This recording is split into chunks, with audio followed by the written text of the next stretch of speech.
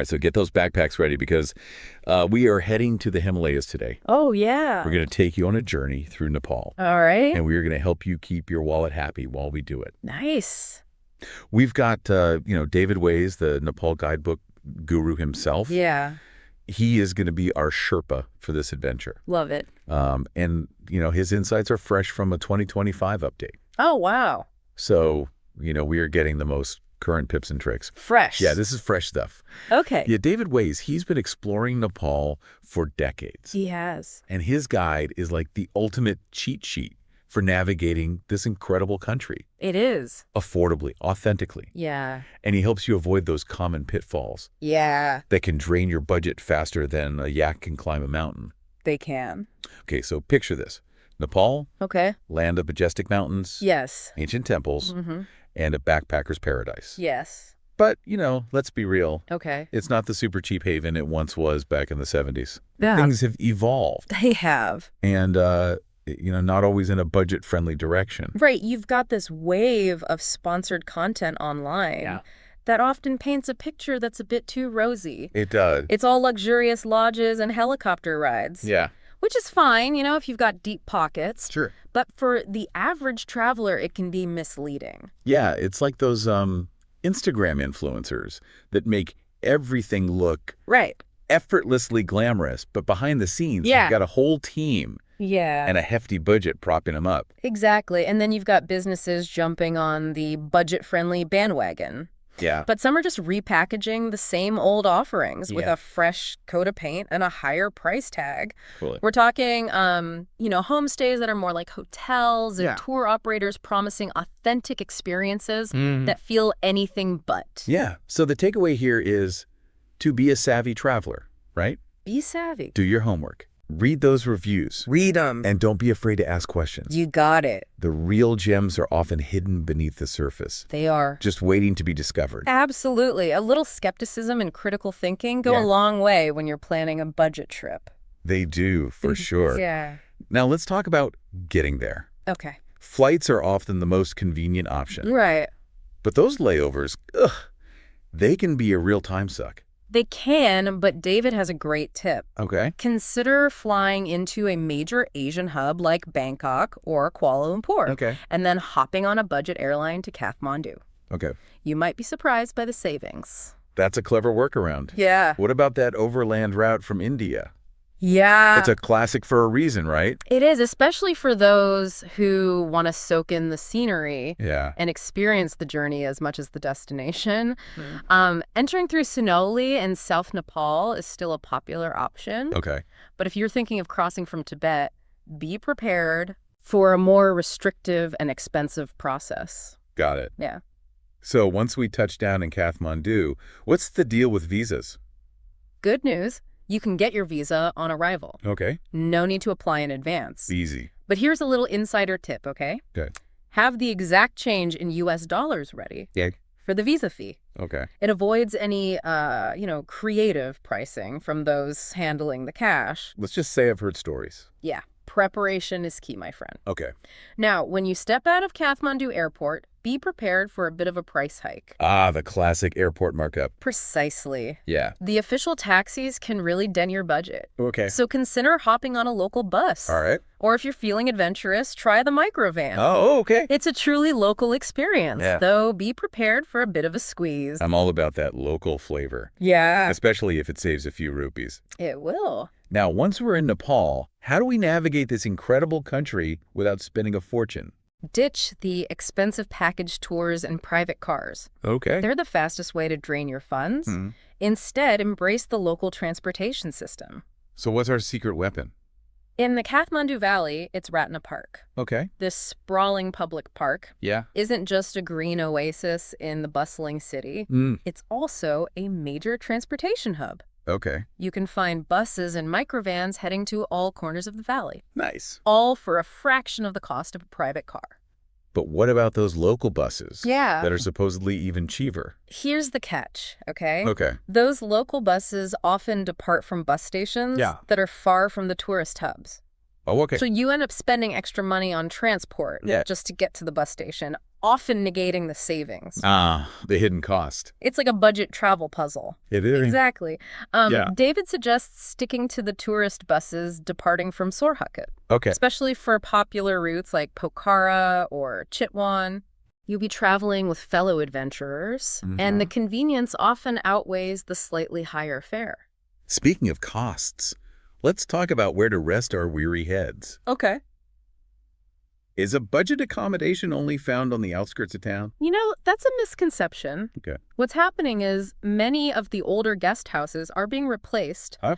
by fancier, more expensive options, Yeah. which makes it seem like budget stays are only on the fringes. So it's not about location, No. it's about knowing where to look. Exactly. The real gems Yeah. are often tucked away on quiet side streets or hidden in plain sight. Okay. A little exploration goes a long way. Don't judge a guest house by its facade, right? Don't. It's what's inside that counts. That's right.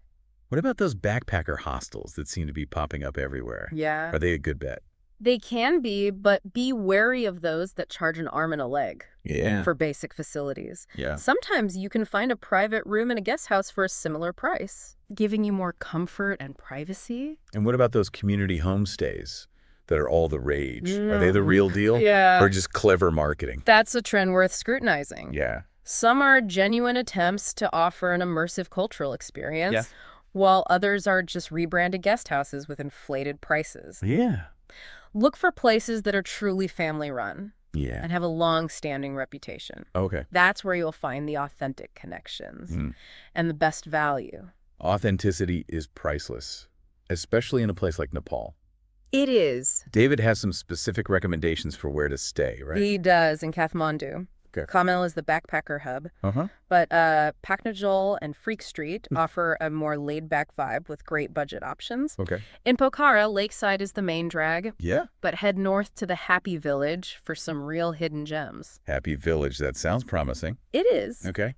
And in Chitwan, while the main strip has plenty of accommodation, venture further down the road for even better deals. I love the idea of getting off the beaten path a bit. It's where you find the real magic, often at a fraction of the price. It is. And don't be afraid to haggle a bit, Yeah. especially if you're staying for a few nights. That personal touch can go a long way. Haggling is part of the experience, right? It's like a friendly dance. It is. Now let's talk about fueling our adventures. Okay. How do we eat well in Nepal without breaking the bank? This is where David's advice is crucial, Yeah. especially for newcomers. Okay. He has a very clear message about street food. Oh. Avoid it. Really? No No matter how tempting those momos look. No matter how tempting, Okay. Nepal has its share of sanitation challenges, and street food can be a recipe for, well, let's just say an unpleasant detour from your itinerary. Okay. It's just not worth the risk. So where should we be eating? Seek out local family-run cafes. Oh, yeah. They often offer fresh, delicious meals at a fraction of the price of tourist traps. Okay. Plus, you're supporting the local community, which is always a good thing. It is. Yeah. Okay, so what are some safe and budget-friendly dishes we should try? Delahat is a classic Nepali staple, Okay. and it's incredibly filling. Yeah. You've got your lentils, rice, curries, and often some pickles and papadums. Okay. It's the ultimate comfort food. Nice. Then there's chow mein, Yeah. which is a Nepali take on noodles Yeah. and Maggi noodles with egg, Okay. which is a surprisingly delicious and affordable option. Okay. And of course, you can't forget the momos. But we're not getting those on the street, right? Right. Look for places where they're being made fresh Okay. and served piping hot. Okay. In Kathmandu, you can also find some fantastic naan bread. Oh, nice. And samosas and other fried snacks are usually fine Okay. if they're cooked in a busy cafe Okay. where you can see them being made fresh. That makes sense. What about our vegetarian Yeah. and meat-loving listeners?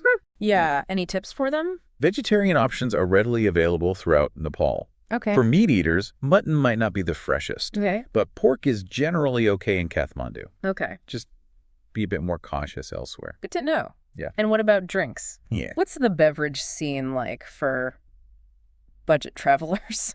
Beer can be pricey, Okay. but you can often find cheaper options in corner stores. Okay.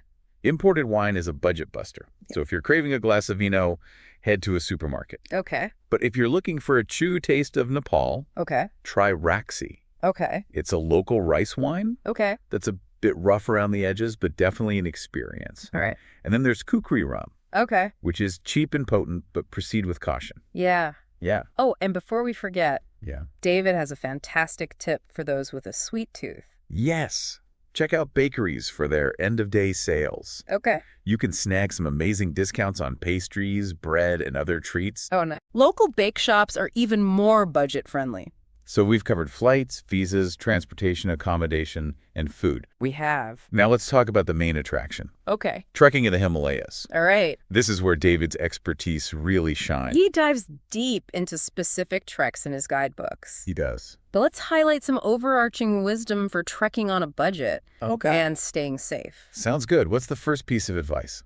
Don't book your trek online through a big international company. No. You'll likely pay a premium, Yeah. and you'll miss out on the chance to support local guides. That makes sense. Keeping it local is always a good thing. Absolutely. And here's another crucial tip. Okay. Don't rush your trek. Okay. Altitude sickness is a real danger. Yeah.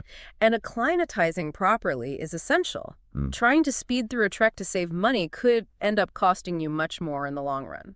Safety first, always. Always. What about solo trekking? Is it advisable? It's legal, Okay. but David strongly cautions against it. Especially for first-timers, Yeah. the Himalayas are vast and unforgiving. They are. And there have been numerous cases of trekkers getting lost or injured Yeah. while trekking alone. So a guide is a must-have. Yeah, Not just for safety, but also for enhancing the experience. exactly. A good guide will not only keep you safe, Yeah. but also share their knowledge of the mountains, the culture, Yeah. and the hidden gems you might miss on your own. Totally. It's worth the investment. Any tips for finding the right guide? Treat it like a job interview. Yeah. Meet with a few different guides. Yeah. Ask about their experience, their safety protocols, and their approach to trekking. Yeah. Make sure you feel comfortable and confident with your choice. Solid advice. And of course, travel insurance is non-negotiable, right? Absolutely, especially for trekking. Yeah. Rescue operations in the Himalayas can be incredibly expensive. They can? And you don't want to be caught without coverage. Okay. So we've got our guide, Right. our insurance, Yeah. and our adventurous spirit.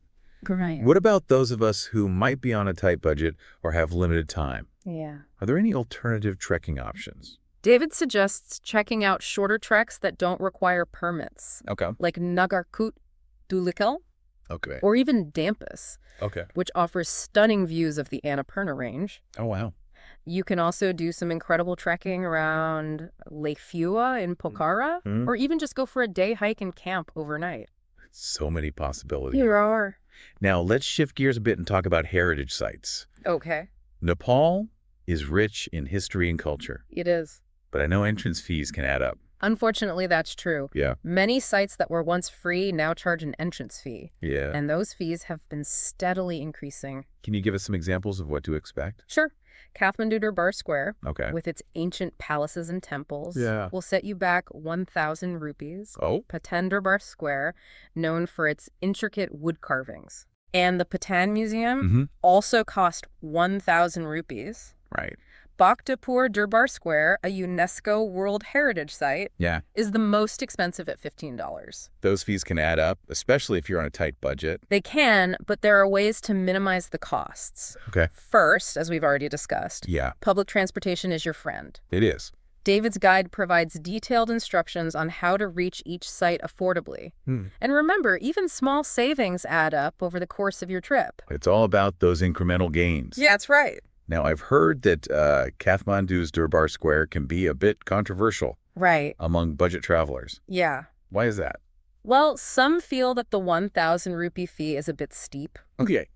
especially considering that some areas of the square are still in need of reconstruction and maintenance. Yeah. They argue that it's a public square, Yeah. and the fee restricts access to a space that should be open to all. That's a valid point. It is, however. David offers a great tip for those planning to stay in Kathmandu for a while. Okay. You can actually get a Durbar Square Pass, Okay. which is included in the initial ticket price from the main municipality office. What? This pass allows you to enter the square multiple times during your stay. So if you're planning to spend a few days exploring Kathmandu Yeah. and want to revisit Durbar Square, Yeah.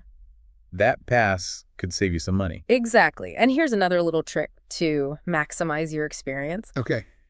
Do a self-guided heritage walk through the old city on your way to Durbar Square. All right. It's a fantastic way to soak up the atmosphere, discover hidden alleyways, and admire the traditional architecture without paying an entrance fee. That's a great tip. Yeah. What about Pathangarh Square? Any insider advice for that site? The entrance fee there is also 1,000 rupees. Okay. But it includes admission to the Patan Museum, which houses a fascinating collection of traditional art and artifacts. And David points out that the area is incredibly well maintained, with ongoing restoration projects to preserve its beauty. So you're getting more bang for your buck at Pathangarh Square. Definitely. And here's a fun fact. If you show your passport at the ticket office, they'll stamp your ticket for the duration of your visa. Really? It's like a little souvenir of your visit. I love those quirky travel details. Me too. What about Bhaktapur Durbar Square? Right. That one also has a significant entrance fee, right? It does. It's $15. Okay. But according to David, it offers the most value for money compared to the other squares. Okay. The area is vast, with plenty to see and do, from intricately carved temples to bustling pottery squares. Oh, nice. And it's meticulously maintained, giving you a true sense of stepping back in time. So if you're a heritage enthusiast, Bhaktapur Durbar Square is worth the splurge. Absolutely. Right. And again, don't forget to bring your passport to get that special visa duration stamp on your ticket.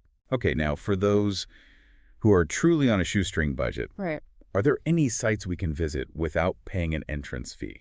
Absolutely. Okay. Panoti, a charming town just outside of Kathmandu, is a hidden gem. Okay. It's incredibly well preserved, and while there's a small fee for the Indrashwar temple, the surrounding area is free to explore. Nice. You can wander through narrow lanes, admire traditional Newari architecture, and soak up the peaceful atmosphere. A hidden gem just waiting to be discovered. Exactly. Now, Changu Narayan, another stunning temple just outside of Bhaktapur, is facing increasing entrance fees. And getting there by public transport can be a bit of a challenge.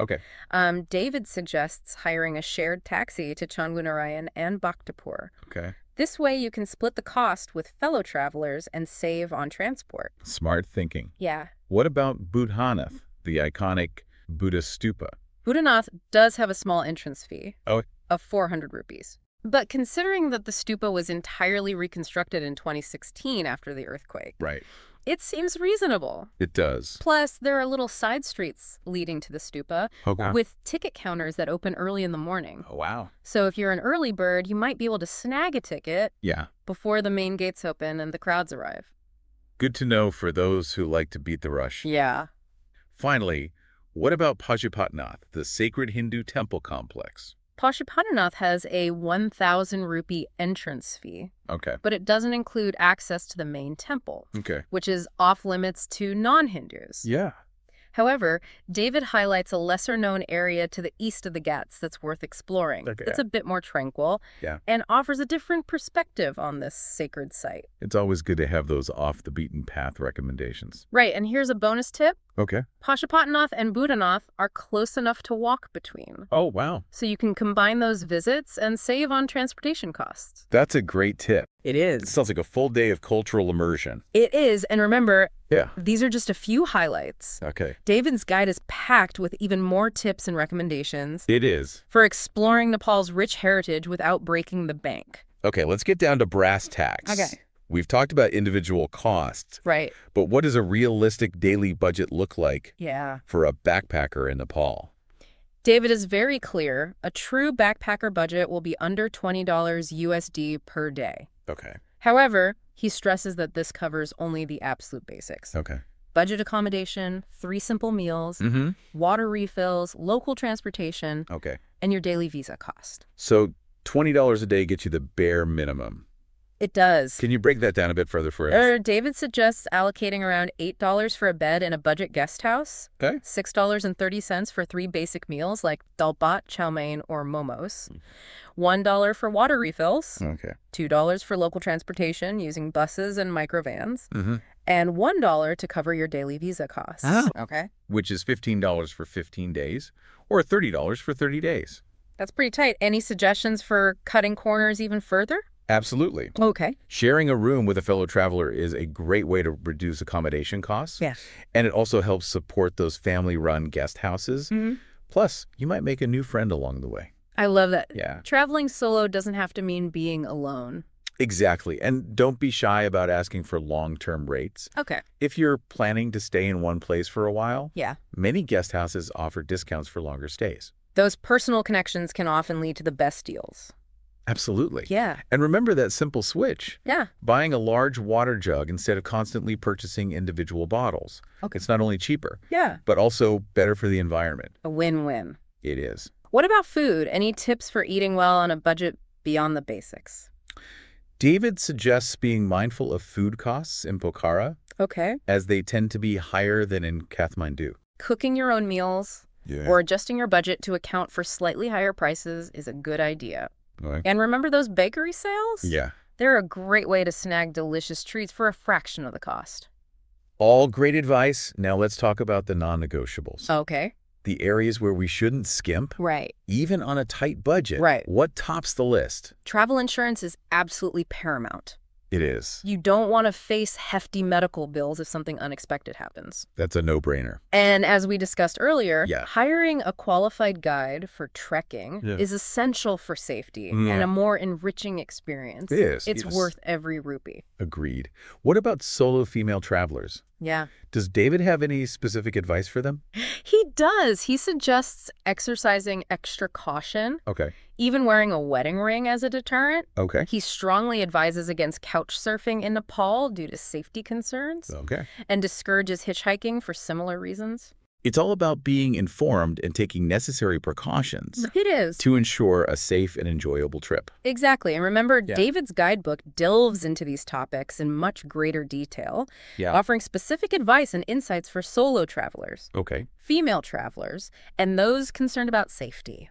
It's a comprehensive resource. It is. That addresses a wide range of traveler concerns and needs. It does. Now, let's say you have a bit more wiggle room in your budget. Okay. And you want to bump things up a notch. Yeah. For a more comfortable experience. Right. What does David recommend? He suggests aiming for around $30 per day. Okay. This gives you more flexibility for things like occasional splurges. Okay. More comfortable accommodation. Yeah. And perhaps trying out some of those adventure activities that Nepal is famous for, like paragliding or whitewater rafting. And remember, you don't have to spend that $30 every single day. You don't. It's about being strategic and making choices that align with your priorities and travel style. Exactly. David's guide is a fantastic tool for helping you plan your itinerary. It is. Calculate your costs. And create a realistic budget that works for you. It empowers you to make informed decisions. It does. And have a truly unforgettable experience in Nepal, regardless of your budget. Regardless of your budget.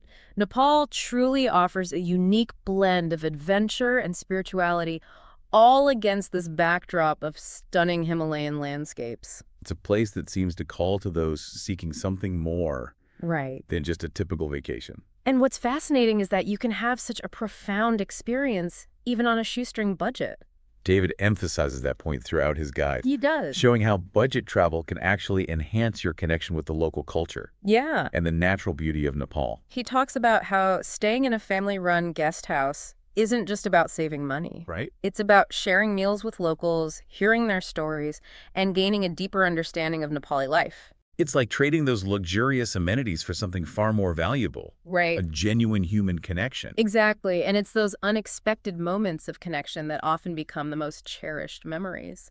Speaking of memories, let's circle back to those heritage sites for a moment. Okay. We talked about the entrance fees. Yeah. But what are some ways to really make the most of those visits? David's a big advocate for immersing yourself in the atmosphere beyond just ticking off sites on a list. Yeah. He suggests taking the time to wander through the back streets, observe daily life, and really soak up the ambiance. It's like slowing down and letting the place reveal itself to you. Precisely. He also recommends learning a few basic Nepali phrases. Okay. Even a simple namaste or dhanyabad can go a long way in building rapport with locals and making your interactions more meaningful. It shows respect and a genuine interest in their culture. Exactly. And don't be afraid to strike up conversations with locals. Yeah. And Palas are incredibly warm and hospitable. And they're often eager to share their stories and insights. It's those spontaneous encounters that often lead to the most enriching experiences. Absolutely. Now let's talk about Kathmandu Durbar Square again. Okay. It seems like there's a bit of debate around the entrance fee and the value it offers. Some travelers feel that the 1,000 rupee fee is a bit steep. Right. Especially considering that some areas of the square are still undergoing restoration after the earthquake. Right. They argue that it's a public space that should be accessible to everyone. Yeah. Regardless of their budget. But David offers a perspective that challenges that view. He does. He points out that the entrance fee goes directly towards the preservation and restoration of these historical treasures. Right. He sees it as an investment in the future of Nepal's cultural heritage. He does. And he makes a valid point. He does. Without these entrance fees, it's unlikely that these sites would receive the funding needed to maintain their beauty and historical significance. Exactly. It's a delicate balance between accessibility and sustainability. Now, for those who are truly on a tight budget, are there any ways to experience Kathmandu Durbar Square without paying the full entrance fee? David suggests simply taking a stroll around the perimeter of the square. Okay. You can still admire the architecture, soak up the atmosphere, and people watch from outside the gates. That's a great tip. Yeah. You can still get a sense of the place without paying the fee. Exactly. And remember, there are plenty of other free or low-cost cultural experiences in Kathmandu. Okay. You can visit the Swayambhunath Stupa, known as the Monkey Temple, for a small donation. Okay. Or wander through the bustling Thamel district, taking in the sights and sounds of this vibrant neighborhood. So many options. There are. Now let's shift our focus to the heart of Nepal, the Himalayas. Okay. We've talked about the importance of hiring a guide for trekking. Right. But what are some red flags to look out for when interviewing potential guides? Great question. David stresses the importance of finding a guide who prioritizes safety and acclimatization. Beware of those who promise fast ascents or push you beyond your limits. That's a recipe for disaster, literally. Exactly. Altitude sickness is no joke. So what are some specific questions we should ask potential guides? Ask about their experience, their training, their first aid certifications, and their protocols for handling emergencies. Okay. Also inquire about their group sizes. Yeah. Smaller groups are generally safer. Okay. And allow for more personalized attention. It's like choosing a hiking buddy for the adventure of a lifetime. It is. You want someone you trust and feel comfortable with. Absolutely. And don't be afraid to ask for references or read online reviews from previous clients. A little due diligence goes a long way. It does. Now let's say you found the perfect guide. Okay. And you're ready to hit the trails. What are some ways to save money on trekking gear? That's a good question. Trekking gear can be expensive. It can be, but it doesn't have to break the bank. Right. David suggests checking out local shops in Kathmandu and Pokhara for affordable gear. You can often find good quality secondhand items. Oh, cool. Or even rent gear for the duration of your trek. That's a great tip. It is. Why buy when you can rent, right? Right. Especially if you're only going on one trek. Exactly. And don't forget to pack layers. Yeah. The weather in the Himalayas can be unpredictable. Oh, yeah. So being prepared for all conditions is essential. Speaking of unpredictable conditions, let's talk about travel insurance again. Okay. We know it's essential, but what are some key things to look for when choosing a policy? Make sure your policy covers high-altitude trekking, helicopter evacuation, and medical expenses. Okay. Also, check for coverage of lost or stolen luggage. Yeah. And trip cancellations. Yeah. It's better to be safe than sorry. Definitely. It's a small price to pay for peace of mind. Exactly. Now let's shift gears and talk about something a little less serious. Okay. The joys of Nepali cuisine. Oh, yes. We talked about some basic budget-friendly meals. Right. But what are some other culinary delights we should try? David recommends trying momos, of course. Yeah. But look for variations beyond the standard steamed or fried versions. Okay. You can find momos filled with buff, which is water buffalo meat, paneer, which is cheese, or even chocolate. Chocolate momos. Now, that's something I need to try. They're surprisingly delicious. Okay. And if you're feeling adventurous, try thukpa. Okay. A hearty Tibetan noodle soup, or sel roti, a sweet ring-shaped bread that's often served during festivals. My mouth is watering just thinking about it. Yeah, and what about drinks? Yeah. Any local favorites we should sample? We already mentioned Roxy, the potent rice wine. We did. But for a more refreshing option, try Lassi. Okay. A yogurt-based drink that comes in sweet or salty varieties. It's incredibly refreshing, especially after a long day of trekking or sightseeing. Perfect for rehydrating. It is. And what about those with a sweet tooth? Yeah. Any tips for satisfying those cravings? David recommends checking out local sweet shops for traditional Nepali treats like jerry, a sweet crispy pastry, or barfi, a milk-based fudge.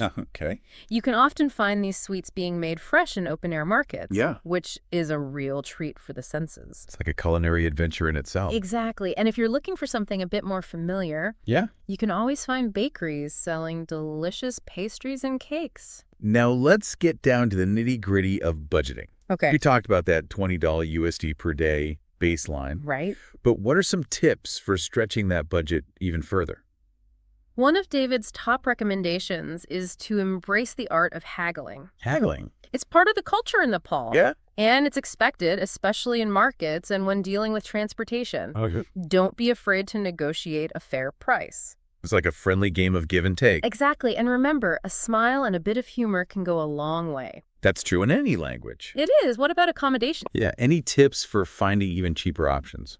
In addition to sharing rooms, consider staying in less touristy areas. You can often find great deals on guest houses in quieter neighborhoods.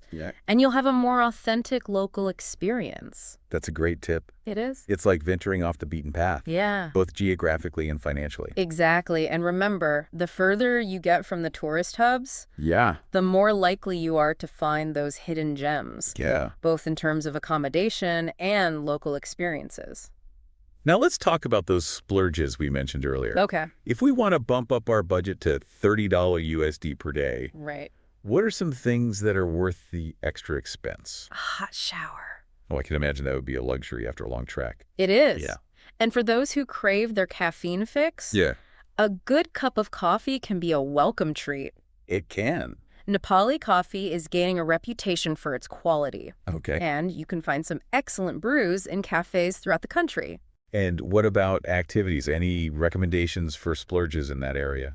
If you're in Pokhara, a paragliding flight over the lake in the Annapurna Range is an unforgettable experience. Oh, wow. It's a bit pricey, but worth every rupee for the breathtaking views. That sounds incredible. It is, and for those who enjoy a bit of adrenaline, whitewater rafting on the Trezuli River is another fantastic option. So many adventures to choose from. There are. Now let's switch gears and talk about something a little less thrilling. But equally important, staying safe in Nepal. Safety is paramount, especially for solo travelers and female travelers. David offers some specific advice in his guidebook. He does. And I think it's worth highlighting some key points here. Absolutely. What are some things we should be mindful of? First and foremost, be aware of your surroundings. Just like in any other country. Petty theft can be an issue, especially in crowded areas. Keep your valuables close to you and don't flash your cash around. Common sense precautions that apply anywhere, really. Exactly. And if you're a solo female traveler, it's a good idea to be a bit more cautious, especially at night. Avoid walking alone in dark or isolated areas. And consider wearing a wedding ring as a deterrent, as David suggests. Those are some practical tips. He also strongly advises against couch surfing in Nepal due to safety concerns. That's good to know. And of course, we've already talked about avoiding street food and the importance of drinking bottled or purified water. Those are essential precautions for staying healthy. What about transportation? Any safety tips for getting around? David recommends sticking to reputable transportation companies. Especially for long-distance journeys. Avoid overcrowded buses or vehicles that look unsafe. And we've already talked about the risks of hitchhiking, right? Exactly. It's just not worth the risk in Nepal. Now let's shift our focus to something a bit more positive. The joys of connecting with the local culture. This is where Nepal truly shines. What are some ways to experience the heart and soul of Nepal beyond the tourist attractions? David recommends attending local festivals. Nepal has a rich calendar of festivals throughout the year. Each with its own unique traditions and celebrations. That sounds amazing. It is. He also suggests visiting local markets. Okay. Not just to shop for souvenirs, right, but to observe the daily rhythms of life and interact with locals. It's like stepping into another world. Exactly. And if you have the opportunity, Yeah. try to attend a puja ceremony at a local temple. Right. It's a beautiful and moving experience. All of these suggestions seem to point to a common theme. Yeah. Slowing down, Yeah. immersing yourself in the culture, Right. and really taking the time to connect with the people. That's the essence of travel, isn't it? It is. It's about going beyond the superficial and discovering the heart of a place. And Nepal seems to be a place that rewards those who travel with an open mind and a willingness to embrace the unexpected. Absolutely. Now, let's talk about something that's often a concern for budget travelers. Okay. Communication. Right. How do we stay connected without spending a fortune? That's a good question. Data roaming can be expensive. It can? But there are affordable alternatives. Okay. David recommends purchasing a local SIM card upon arrival. Okay. You can easily get one at the airport or in any major city. That's a great tip. And most guest houses and cafes offer free Wi-Fi. Okay. So you can always stay connected that way. So communication is a non-issue.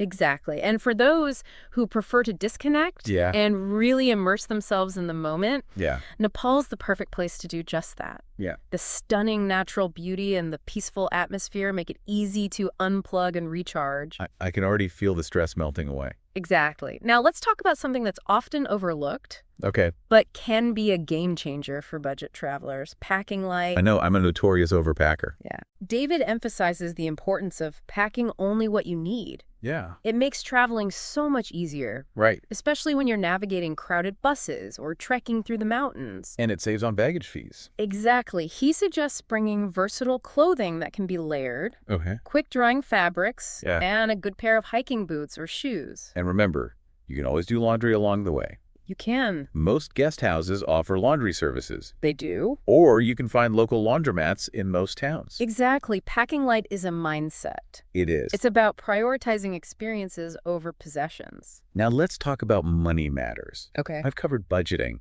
but what about currency exchange?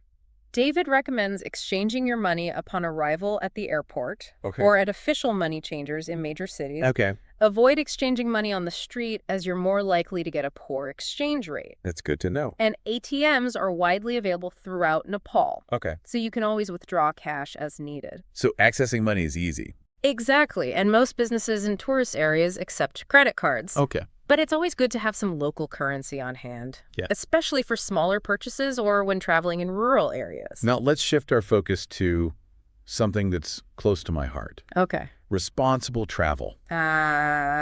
Yes. Traveling with a conscience. Exactly. What are some ways we can minimize our impact on Nepal's environment and culture? David emphasizes the importance of respecting local customs and traditions. Right. Dress modestly, Yeah. especially when visiting temples or religious sites. That's just common courtesy, really. Exactly. Yeah. He also encourages travelers to support local businesses and artisans. Yeah. Buy souvenirs from local shops rather than from large chain stores, and choose to eat in family-run restaurants rather than international chains. It's about putting your money where your heart is. Precisely. And when it comes to the environment, David encourages travelers to minimize their use of plastic. Right. Bring a reusable water bottle and refill it whenever possible. And try to avoid using single-use plastic bags. Those are simple steps that can make a big difference. Absolutely. He also recommends using biodegradable soap and shampoo. Okay. Especially when trekking in sensitive areas. It's about leaving the places we visit better than we found them. Exactly. And finally, remember that you are a guest in this beautiful country. Yeah? Be respectful of the local people, their culture, and their environment. That's the foundation of responsible travel. Absolutely. Now let's talk about something that's often a highlight of any trip to Nepal. Okay. Trekking in the Himalayas. We've covered some safety tips. Yeah. But what are some ways to really enhance our trekking experience? I'm all ears. David recommends taking the time to learn about the mountains you'll be trekking through. Okay. Read up on the local flora and fauna, the geology, and the history of the region. Okay. It will add a whole new dimension to your experience. It's like transforming a physical journey into an intellectual and spiritual one. Exactly. He also suggests bringing a journal and taking the time to reflect on your experiences. Yeah. The Himalayas have a way of stirring up profound emotions and insights. They do. And writing them down can be a powerful way to process and remember them. I love that. Yeah. It's like capturing the essence of the journey. Precisely. And don't forget to pack a good book or two. Yeah. There's nothing quite like curling up in a cozy tea house with a good read after a long day of trekking. That sounds idyllic. It is. Now let's talk about something that's often a concern for solo travelers. Okay. Loneliness. Ah, yes, that feeling of isolation that can sometimes creep in when you're traveling alone. Exactly. Any tips for combating that? Yeah. David recommends staying in guest houses that have common areas where you can interact with other travelers. Yeah. It's a great way to meet like-minded people and share stories. It's like creating your own little travel community. Exactly. And don't be afraid to strike up conversations with locals. Yeah. Nepalists are incredibly welcoming and hospitable, and they're often eager to chat with travelers. Those unexpected connections can often lead to the most meaningful experiences. Absolutely. And remember, even if you're traveling solo, you're never truly alone. Right. The Himalayas have a way of connecting us to something larger than ourselves. That's a beautiful sentiment. Yeah. Now let's talk about something that's often a source of frustration for travelers. Okay. Packing. Right. We've talked about packing light, but what are some specific items we should bring? David recommends bringing a good quality backpack that's comfortable to carry even when fully loaded. That's essential. A bad backpack can ruin a trip. Absolutely. He also suggests packing a headlamp, Okay. a water purifier, a first aid kit, and sunscreen. Those are all essential items, especially for trekking. What about clothing? As we mentioned earlier, layering is key. Yeah. Bring a mix of short sleeve and long sleeve shirts, pants, and a warm jacket. Okay. And don't forget a hat and gloves for those chilly evenings. And what about footwear? A good pair of hiking boots or shoes is essential for trekking. Yeah. But you'll also want a pair of comfortable sandals or flip-flops for around town. That makes sense. Altitude sickness can be a real concern when you are trekking at those high elevations. It can be. Yeah, it's not something to take lightly. No, it's not. What are some of the symptoms we should be aware of? Well, headaches are common, especially as you ascend to higher altitudes. Okay. You might also experience, nausea, dizziness, fatigue, and shortness of breath. So basically feeling like you have a really bad hangover. Yeah, kind of like that. Yeah. But seriously, if you experience any of these symptoms, it's crucial to descend to a lower altitude as soon as possible. Okay. Don't try to push through it, as it can quickly become dangerous. The prevention is key. Absolutely. Yeah. Acclimatizing slowly is the best way to prevent altitude sickness. Okay. David recommends taking rest days at various points during your trek, especially when you are gaining significant elevation. That gives your body time to adjust to the thinner air. That makes sense. It's like giving your body a chance to catch its breath. Exactly. Totally. Literally. And staying hydrated is crucial. It is. Drink plenty of water and avoid alcohol and caffeine as they can dehydrate you. So basically trade those celebratory beers for some good old-fashioned H2O. Exactly. Your body will thank you for it. Now let's talk about something that's often a concern for travelers. Okay. Especially those on a budget. Medical care. What happens if we get sick or injured in Nepal? That's a valid concern. What's the healthcare system like? Well, medical facilities in Kathmandu and Pokhara are generally good, with qualified doctors and hospitals that can handle most medical emergencies. Okay. But as you venture into more rural areas, healthcare options become more limited. So what's David's advice for staying healthy and prepared? He recommends carrying a basic first aid kit with you at all times. Okay. Especially when trekking. Include things like bandages, antiseptic wipes, pain relievers, and any personal medications you might need. It's like being your own mobile medical unit. Exactly. And it's always a good idea to know the location of the nearest medical facility. Okay. Whether it's a clinic, a hospital, or even just a pharmacy. That's a smart precaution, especially if you're venturing off the beaten path. Absolutely. And if you have any pre-existing medical conditions, be sure to consult with your doctor before traveling to Nepal. Now, let's shift gears and talk about something a little less practical, but equally important. Okay. The spiritual side of Nepal. Right. It's a country with a rich tapestry of religious traditions and beliefs. It is, and you can feel that spiritual energy everywhere you go. Yeah. From the ancient temples to the mountaintop monasteries. What are some ways that we can tap into that spiritual energy? Yeah. And experience the deeper side of Nepal? David encourages travelers to approach Nepal with an open mind and a sense of curiosity. He suggests visiting temples and monasteries, attending puja ceremonies, and simply taking the time to observe the rituals and practices of the local people. It's like stepping into a living, breathing, spiritual tapestry. Exactly. And don't be afraid to ask questions. Yeah. The Nepali people are generally very open and welcoming. Yeah. And they're often happy to share their beliefs and traditions. It's those personal connections that often lead to the most meaningful experiences. Absolutely. Now let's talk about something that's often a concern for travelers to developing countries. Okay. Safety. What are some tips for staying safe in Nepal? That's a valid concern. What does David have to say about it? Well, he emphasizes that Nepal is generally a safe country for travelers. Okay. But it's always important to be aware of your surroundings. Right. And take common sense precautions. Like what, for example? Well, like we mentioned earlier, be mindful of your belongings, especially in crowded areas. Okay. Avoid walking alone at night. Yeah. Especially in dark or isolated areas. And trust your instincts. If something feels off, it probably is. It's about being street smart. Really? Exactly. And if you are trekking, it's crucial to hire a reputable guide. Yeah. Stay on marked trails. Right. And let someone know your itinerary. Those are all essential safety tips, whether you are trekking or just exploring the cities. Absolutely. Now let's shift gears and talk about something a little more fun. Okay. Souvenirs. What are some unique and affordable souvenirs we can bring back from Nepal? That's a great question. What does David recommend? He suggests looking beyond the typical tourist trinkets and seeking out handcrafted items that reflect the local culture and artistry. Like what, for example? Well, Nepal is renowned for its beautiful textiles. Okay.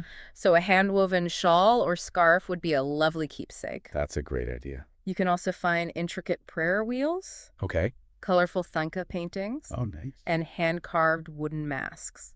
Those all sound amazing. Yeah. Here's the best place to find these treasures.